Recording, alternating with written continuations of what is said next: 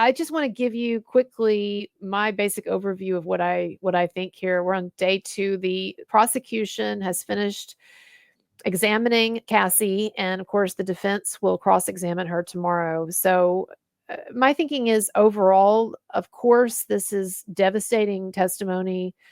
If you're Sean Combs, because you're hearing, you know that the jury is getting a very, very negative, despicable view of you. And of course, Sean Combs's team, his attorney, has already conceded the domestic violence stuff, right? So it's not like there's any doubt about whether he beat up women or he beat up Cassie. And so, one of the things that I think is important in a trial like this is to recognize that you can tell a jury to go by the letter of the law on something, but also juries are people with emotions. And if they hate this guy, if the prosecution is successful in making them hate this guy, it may not matter whether or not the prosecution's case on the sex trafficking stuff, the actual merits of the case, it may not matter how strong or weak those are, if you can get all of those jurors to hate this guy's guts and to want to punish him. So in that sense, I thought it was devastating just because of all of the accusations of violence, domestic violence, and abuse. On the other hand, there were some things that Cassie conceded to that we'll talk about that made her look less than entirely credible to me. And I don't see where the prosecution has in any way proven the sex trafficking or RICO stuff at this point. I know it's early on, but I don't feel like Cassie's testimony did that. So, CJ, what are your thoughts on all of this? Well, I kind of had the same thoughts as you did in regards to how the jury is going to be perceiving the testimony. And I had done a little deep dive on who the jurors were in the beginning of the case. And, you know, you kind of get to know something about the jurors as to how they would kind of decide. And a lot of the jurors are on the older side, as well as there's some there's a guy who's a neuroscientist and has a PhD, and Wow. a lot of analytical thinkers on there, and an investment analyst.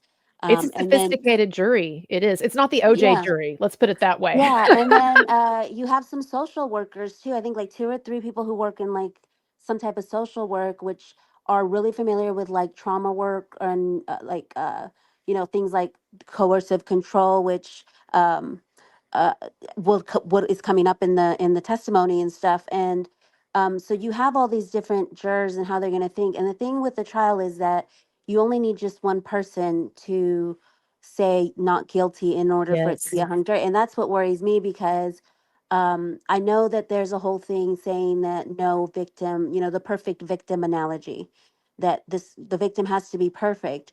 And it sucks that that's the way it is, but when you're looking at a case that has to be beyond a reasonable doubt, and there's holes in the testimony of the victim that doesn't uh, help the case, it starts to put holes in the case. And I saw several of those holes where, initially they said that uh, Cassie was, her phone was taken away. And then later you find out, well, she had a burner phone.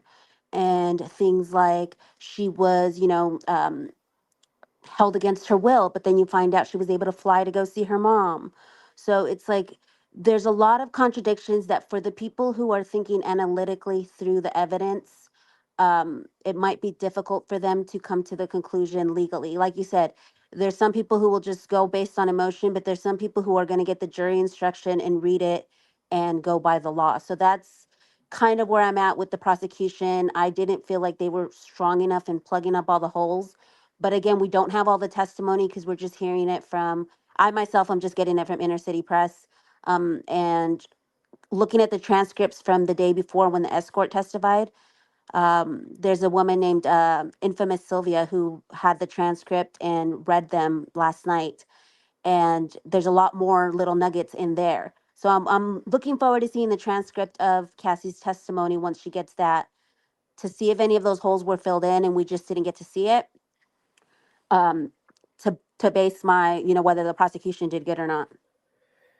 Yeah, I think that's an excellent analysis, and I'm glad that you brought up the sophistication of the jurors and that and it could cut different ways. You know, you could have, like you talked about, the scientist, for instance, who could take, I would imagine, a very analytical view that might be more favorable toward Diddy because he would be looking at actually the letter of the law and what's specifically being asked of the jury, and not so emotion based.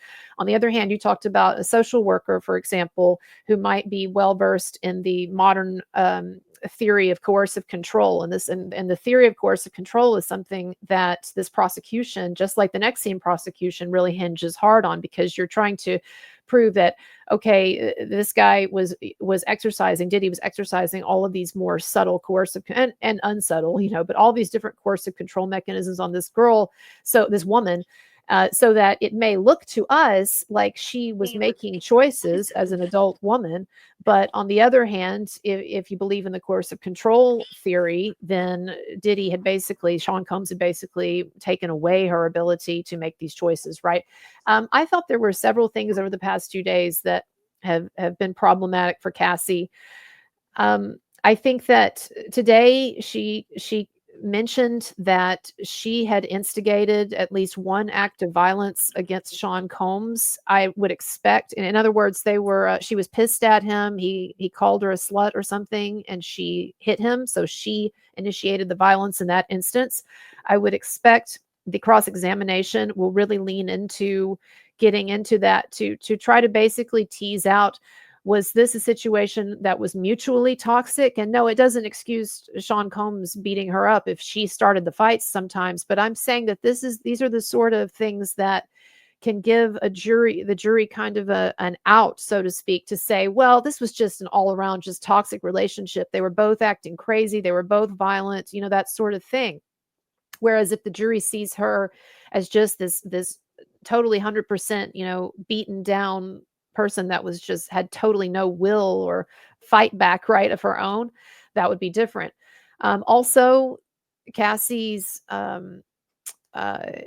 Cassie today saying that even after she had left Sean Combs, and she claims he had even broken into her house basically, or stormed into her house and raped her, she also admitted that she had consensual sex with him after this.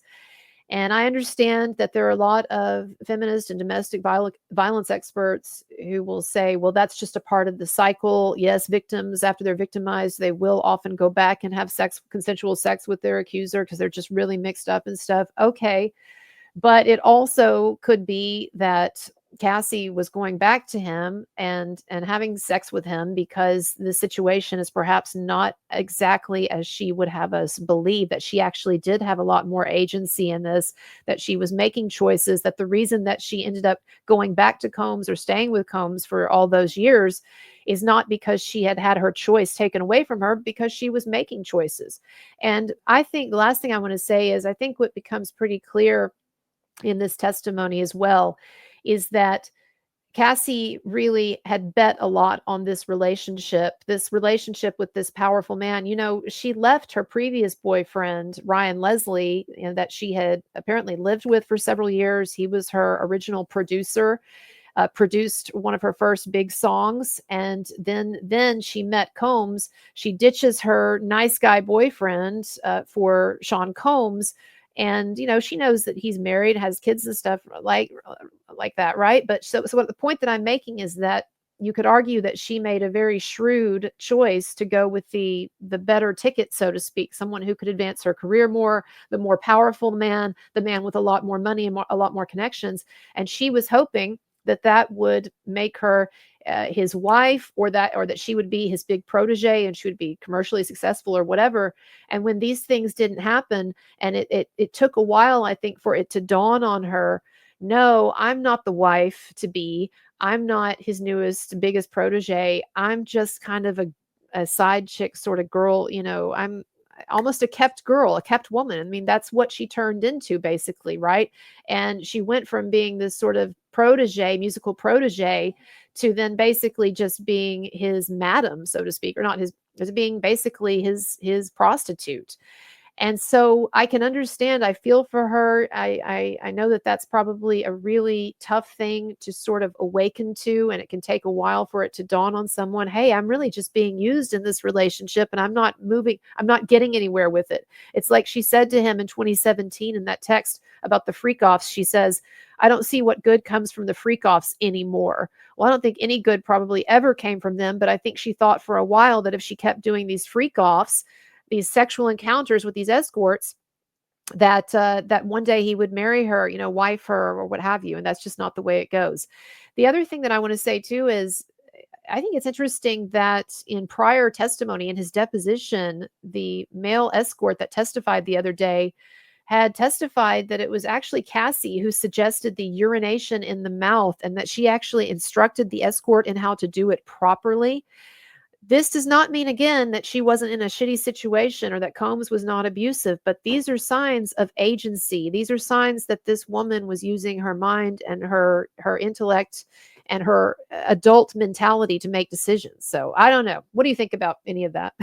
Yeah, I'm gonna just go ahead and piggyback off of everything you said, with starting with the initial um, Cassie and Diddy being in a relationship, which she said stemmed from her 21st birthday party where he kissed her and she went to her hotel room and cried because she said, well, this man is, he has my whole career in his hands. And so I think that the initial relationship, like you mentioned, could have been in a way either she feared that her career would have tanked if she didn't reciprocate, or that she did want to further her career, because she then further in her testimony says she was smitten by him, by his bigness, by everyone around him. And, she went on this yacht and she took the ecstasy and stuff. So it seems like it may have started as this is the lifestyle, this is what happens when you go into the music industry.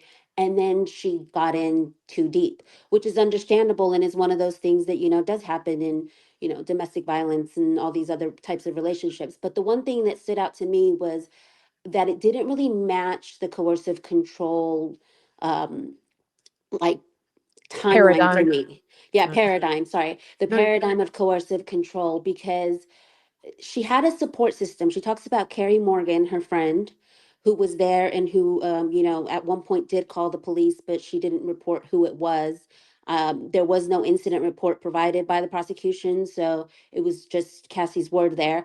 But she had Carrie Morgan. She gives testimony about her going to Connecticut with her mother and telling her mother that she was abused, and her mother didn't file a police report there. I don't know, again, we don't have the full transcript, so there could have been testimony in between that we didn't get. That's why I'm interested in seeing the full transcript. But so these are just my ideas coming from what is out through inner city press. Those two things stood out to me because normally in coercive control the victim doesn't have a support system. She's isolated from her friends and family. Cassie was dating other people, whether or not that angered and that's Diddy huge. or I'm not. sorry. I just want to say that's huge that she was dating other people. Don't you think? Mhm. Yeah, because normally in coercive control, you're not allowed to do any of that. And it seemed like maybe he allowed it to a point, or, she was actively doing it. And that's another thing that was a red flag for me in the testimony was when you're in fear of somebody in a way where you feel like you can't leave and this person has control over you, you're not going to be hiding a secret relationship behind their back because you would fear that that person has guns, that person would go and get you. That did not fit the timeline either. And I'm not saying, I'm not trying to be victim blaming or anything like that, because like you said, it's horrible. All these things that she addressed was horrible. What I'm trying to look at it is from a juror point of view and from a legal point of view of there being plot holes, and legally when they get those jury's instructions, if it's all going to match up and if the prosecution did enough to connect all those dots with the jury. Oh, you're muted. Right. There was something I also wanted to mention briefly, see what you thought about this. In Cassie's testimony, she mentioned that when the escort was urinating into her mouth, the sex act that apparently the escort had said that she asked for, but I'm assuming she didn't really want this. I assume that when she tells the escort she wants him to do this or that, that really it's because that's something Sean Combs has suggested to her. I would imagine, although people can be kinky and into stuff and whatever. And look, let me just say something else too.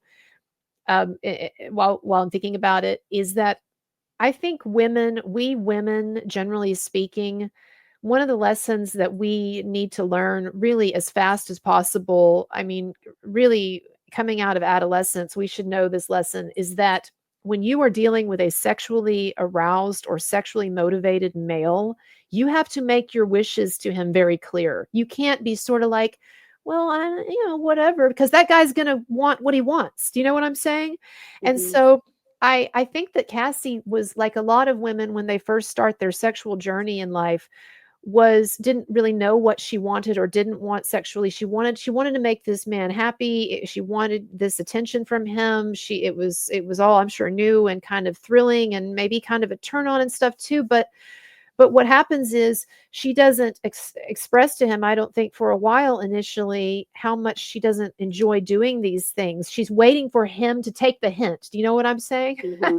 Hmm. And then, of course, it developed to a point where she would flat out tell him, I don't want to do this or I don't feel like it. But then she admits that she would backpedal on it, and not backpedal due to him threatening her or beating her up, but just because she wanted to keep him happy. She didn't want him to dump her. These are all very complex calculations that go into sexuality and have gone into sexuality for as long as we've been sexual beings, right? Everybody has their own interests, their desires, and things that they do and don't want to do. And you have to communicate those. And I think what happened with Cassie coming out of her testimony, what I'm seeing is that, yes, I know he was aggressive, he was abusive, and I know that that probably figured into her thinking, but also it seems like really she was kind of playing a game with him and playing a game that a lot of women play where they're trying to get something from the man, whether it's attention or status or whatever, and they're doing things that they don't want to do, but they're hoping that the guy realizes, I really don't like this stuff. And then so I think what happens then later is you have these regretful situations where the women look back and they say, well, he should have taken my feelings more seriously. That's just not how it works, and especially not when we're talking about someone like Sean Combs. But it was interesting to me that she said that when she was having this encounter and the freak off and the guy was urinating onto her, at one point she started choking and she signaled to Combs that she needed it to stop. And when he saw her signaling, he told the guy to stop. To me, that's not necessarily the behavior of someone who is a sex trafficker or an abuser in that respect, right? That he's. I mean, to me, that's saying that he honored her request to stop. So I don't know. Maybe that was just one instance. Doesn't really mean anything. But there were just a lot of little things in her testimony that I kept hearing, and I was like, that doesn't really fit with the Yeah, picture. I was the same way. And to talk about your comment where you're talking about I looked up coercion and what it legally meant. I'm not a U.S. attorney, so this is obviously just me looking stuff up. But coercion does come into play when you are looking at the acts of racketeering, where it has to be two acts that occur, and it's bribery, obstruction of justice, all these things, and coercion was one. And one of the things that I found compelling when I was looking up all the legal stuff is that. Uh, Taking love away from someone is considered an act. It said it could be taking away their love, their affection, um, phones, access to basic necessities and sleep. I know she did point out sleep in her testimony, and she did point out that they were, taking her phone. But then she later comes and says she has a burner phone. But she does say that he withheld love and affection. I thought that was interesting because that was something I didn't know that is, can be legally defined into that coercion bubble. Yeah, I don't know either. Things have changed so much. 10, 20 years ago, people would not have accepted this definition of coercive control as people do now. And I still have a significant issue with the coercive control mentality because it's really a thin line between coercive control and between someone just being a normal, not a normal human being, but someone just exerting the emotional pressure that we exert on other people when we want them to do things. There are things that my significant other, I'm not talking sexually, but it could be, but there are things that my significant other expects of me, or it's a deal breaker. There are things that I expect from him, or it's a deal breaker. And so if he is not doing what I want, let's say that he decided just to become a bum and never go to work, right? Well, if I say to him, I don't know that I can continue to love someone who's just a bum and sleep, and just lays around on the couch all day, then he could say, that's coercive control. You're trying to direct my behavior by withholding love. Do you see what I mean? And Yeah, so it's a murky gray area that could lead to. it is murky, and it's problematic too, because there's just so many weird power dynamics, complicated power dynamics between men and women, even in healthy relationships. Then you get into a toxic relationship, abusive relationship like this. It's complicated. Anyway, is there anything that you wanted to add or remark on before we close it up? There is going to be cross examination tomorrow. I'm expecting the defense is going to bring it hardcore. I think it's really in a lot of ways going to strip away at Cassie's credibility. I'm not saying it'll completely undermine it. Of course, they have to be careful too. They don't want to seem like they are just badgering and berating and abusing this pregnant, already abused woman, right? Yeah, I think the only thing was that a little interesting nugget that came out of court today after the jury had gone home, which was that the prosecution basically doesn't want the cross examination or defense team to include text messages that say that she was fucking other people. And it had something to do with the verbiage of the word fucking others.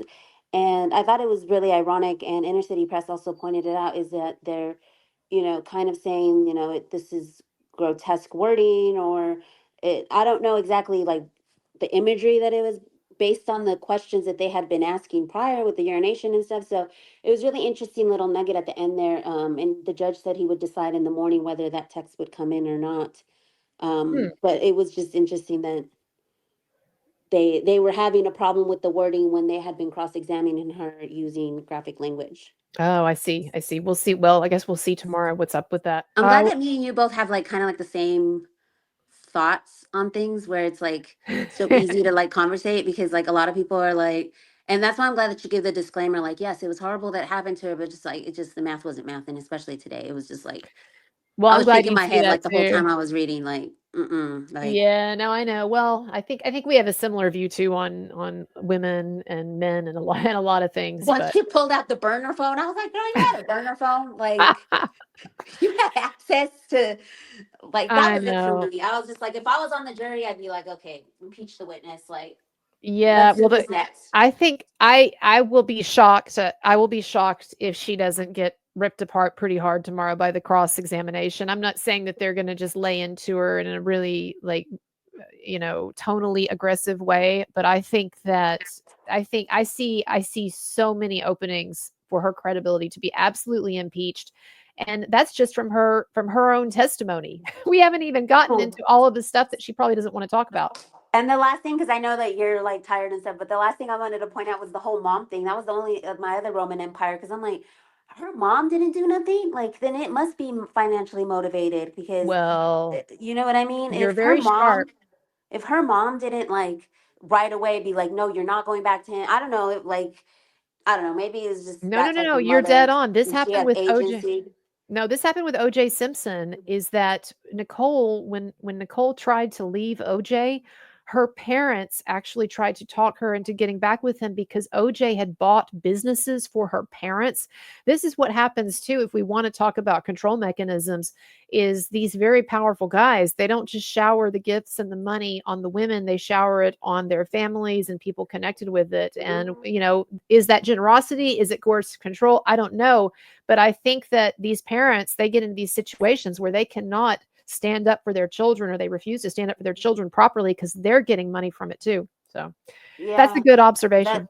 that for me was one of the things that like really stood out as, why did she have such a big network? And it wasn't, they're trying to say that it's an enterprise of people, but it was also people in her own network that were allowing it to happen. So then were they part of the enterprise? Like Well, Carrie and Morgan, her friend, there was two or D Rock, who was also her friend, and his wife. It's like, were they also part of the enterprise? Because it seems like those were your friends that were It Right. was just really, it was Well, and weird. I It don't even was, know what the enterprise, the enterprise, you had to prove to prove like RICO stuff. You have to prove that the sex trafficking and these crimes, so to speak, were done in the furtherance of some kind of criminal financial enterprise.